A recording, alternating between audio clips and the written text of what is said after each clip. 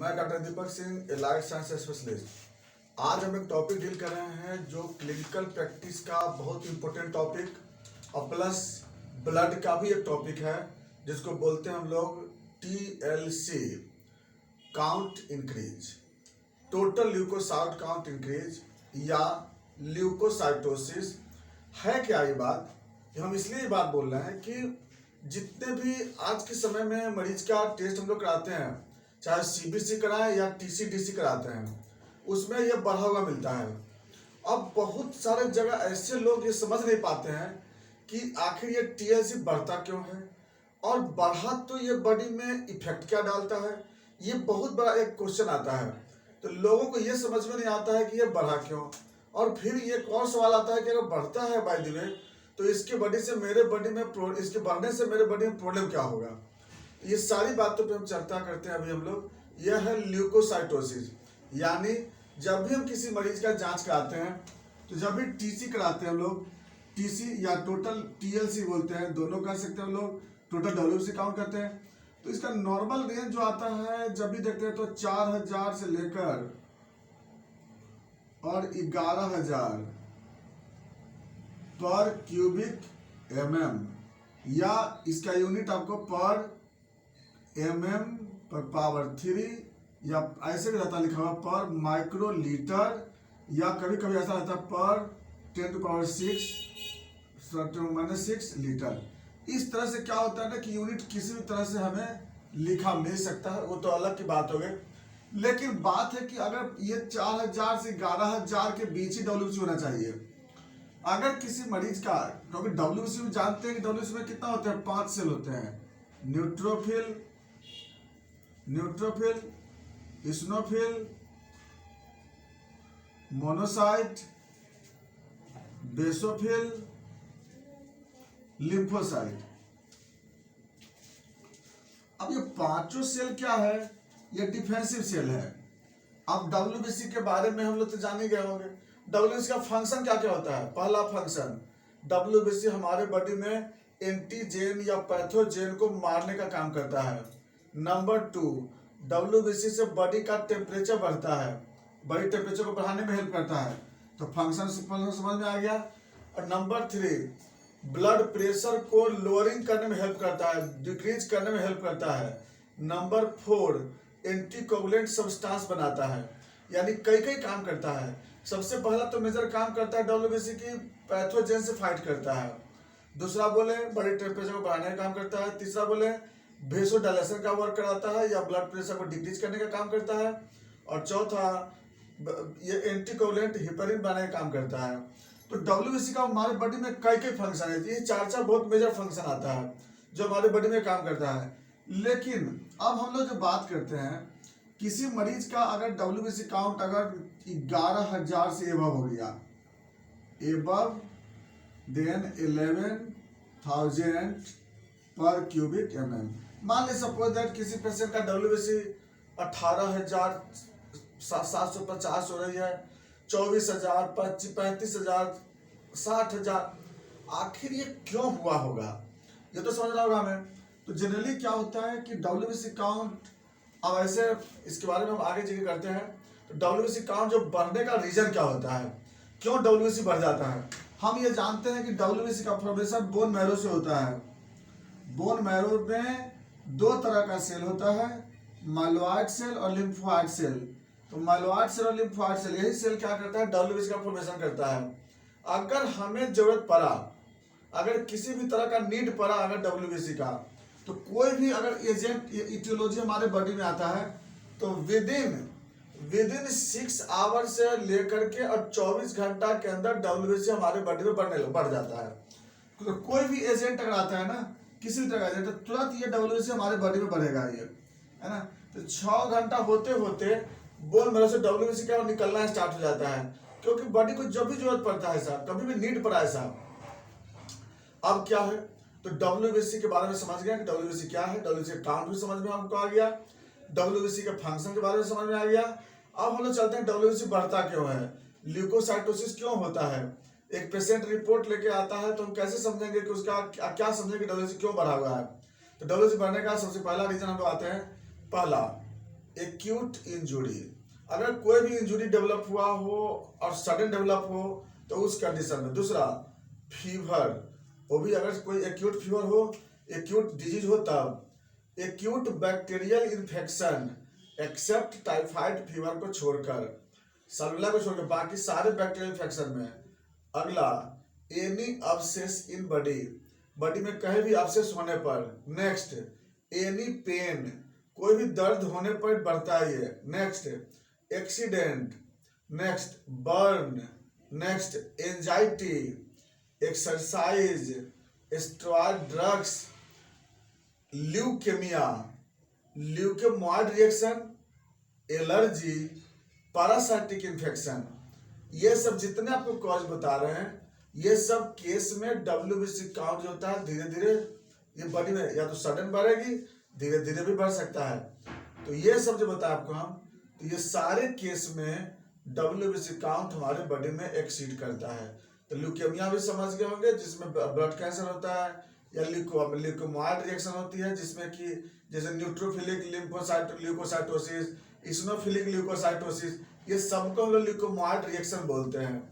या बर्न हुआ या ट्रॉमा हुआ, ये एक्सरसाइज है, फीवर है, पेन है, एंजाइटी, सारे जो कॉज होता है सारे में क्या होता है, जितने भी एजेंट बोल रहे हैं, it's all agents becomes synthesis of various types of interleukin hormone. इसके कारण इंटरल्यूकिन हार्मोन हमारे बॉडी में बनने लगता है, चाहे वो टिश्यू माइक्रोफेज बना रहा हो या कुछ और बना रहा हो। अब इसके कारण क्या होता है, या फिर सिंपैथेटिक एक्टिविटी जब भी बढ़ता है तो ये जो न्यूरॉन्स होते हैं या कुछ केमिकल होते हैं, या साइटोकाइंस, लिम्फोकाइंस, ऐसे बहुत सारे सब्सटेंस है, लिम्फोकाइंस, साइटोकाइंस, ये सब जो होता है एजेंट में लिबरेट होने लगता है। और इसका काम क्या होता है, ये सब सब्सटेंस बोन मैरो में जा करके और वहां से WBC काउंट को वो बढ़ाता है ये। तो ये भी हम लोग मैकेनिज्म समझ में आ गया कि WBC आगे बढ़ता क्यों है।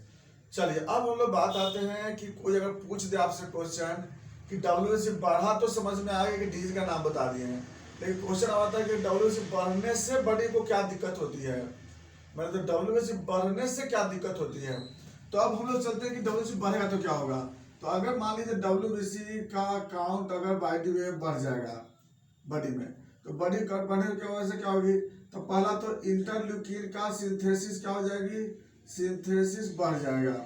तो इंटरल्यूकिन का सिंथेसिस बढ़ने से क्या होगा, तो पहला काम क्या होगा कि फीवर होगा, है ना, बॉडी टेम्परेचर बढ़ जाएगी। दूसरा क्या होगा, स्वेटिंग ज्यादा होगा, पर्सपायरेशन,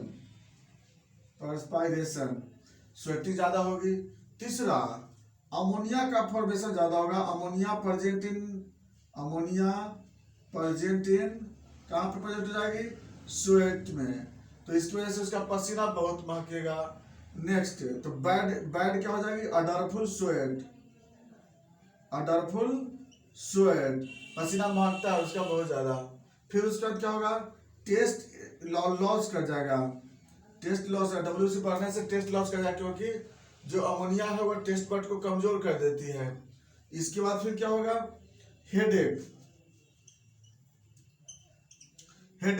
हेडेक इसलिए होता है WBC बढ़ने से, क्योंकि इंटरल्यूकिन प्रोस्टाग्लैंडिन के सिंथेसिस को बढ़वा देता है। अब प्रोस्टाग्लैंडिन सिंथेसिस बढ़ेगा तो उस केस में फिर हेडेक होगी। फिर उसके बाद क्या होगा, फिर ड्राइनेस ऑफ